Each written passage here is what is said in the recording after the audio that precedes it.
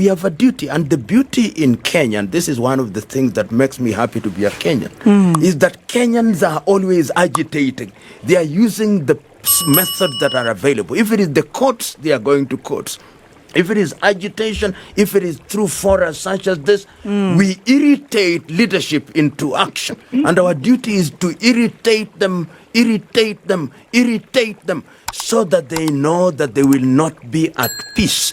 And I believe that if we do that often enough, then we create courage, start recalling MPs, start recalling senators, and we are doing a good job in that regard. Is it happening in different parts of Africa? Yes, it is beginning to happen.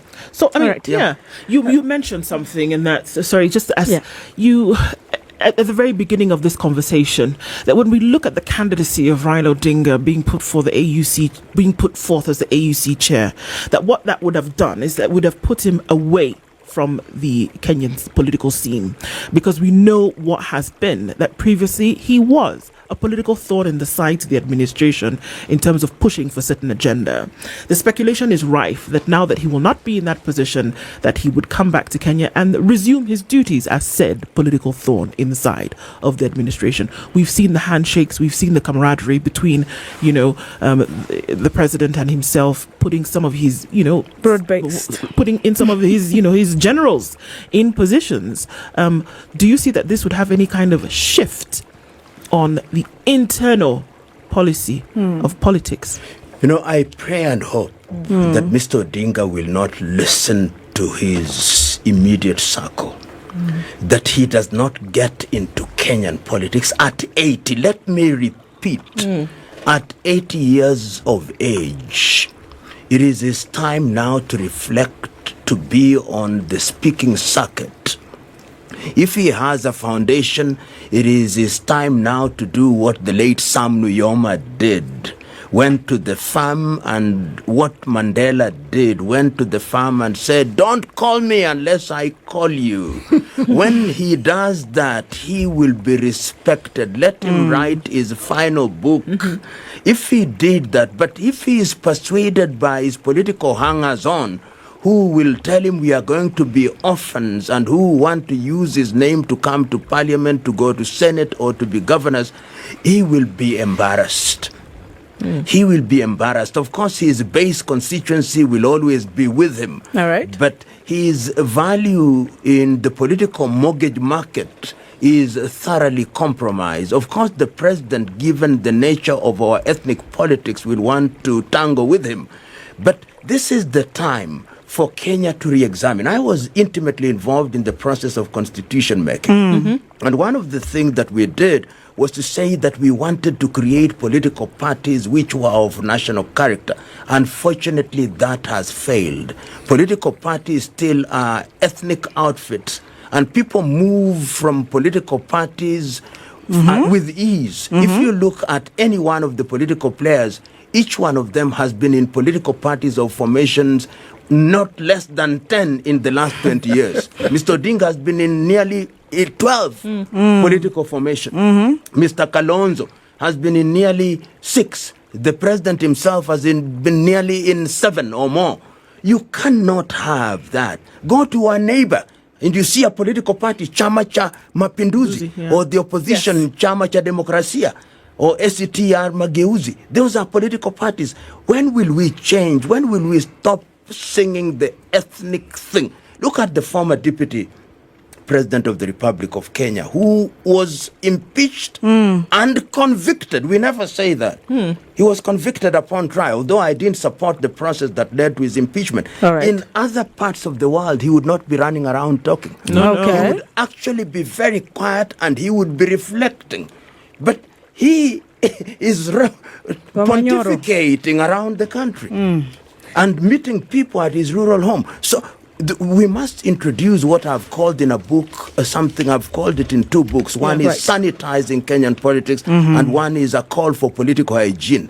We need hygiene, for this generation and generations yet to be born. All right. Unfortunately, these bad habits are being transmitted to younger politicians who are even more cantankerous. I do not know what we are going to do, but I'm not helpless. I think we must now begin to organize and reorient our politics. Indeed. And I'm just looking at this. Our country must morally rearm. Yes. We cannot run a country where virtue is vice and vice is virtue. We cannot live in a country where the looters of yesteryears assume they have undergone a Pauline conversion because they are in opposition and oppose the government of the day. Some of our richest men and women are to be found in politics, and their creed is, "Thou shalt reap what thou hast not sown." It's very interesting when you said this, because what I'm looking at is this Pauline conversion. What is that? You know, Paul, on his way to Damascus, was Saul. And he met the Lord, so he tells us, and he became Paul.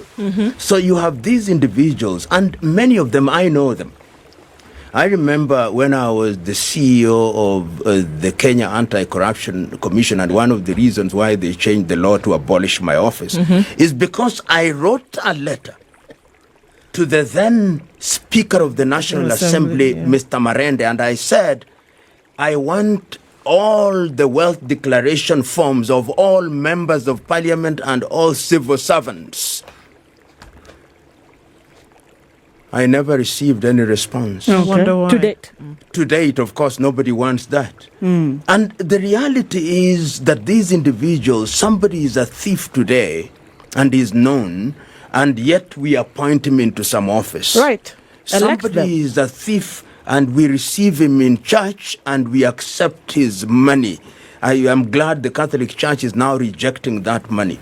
The reality is that we must ask ourselves, who do we put in public office? If you have stolen 1 million and we make you a governor, and within 1 month you are now buying houses and cars and you are flying to Dubai, you are a thief. In fact, a friend of mine told me we should not use the word corruption. Or mismanagement of resources. No, just say thieves on an Stolen. industrial scale. Right. And when we seize your property, we say, X, this is the property that was owned by X, who was a thief.